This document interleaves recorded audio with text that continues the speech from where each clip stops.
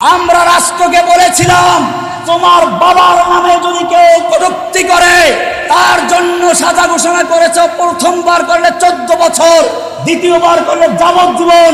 তোমার বাবার জন্য তুমি আইন করতেই পারো, আমাদের কোনো আপত্তি নেই।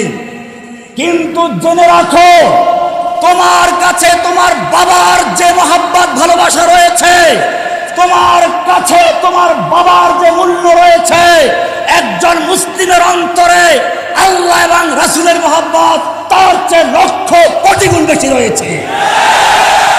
তোমার বাবার জন্য যদি আইন হতে পারে, আর আমার নবীকে কটূক্তি করলে তাদেরকে আদর করে বিদেশ পাঠিয়ে দাও, এই যদি তোমাদের চরিত্র হয়, তাহলে জেনে রাখো বাংলার তাওহীদি জনতা ওদেরকে চিরস্থায়ী বিষাদের কবরে পাঠিয়ে দিবে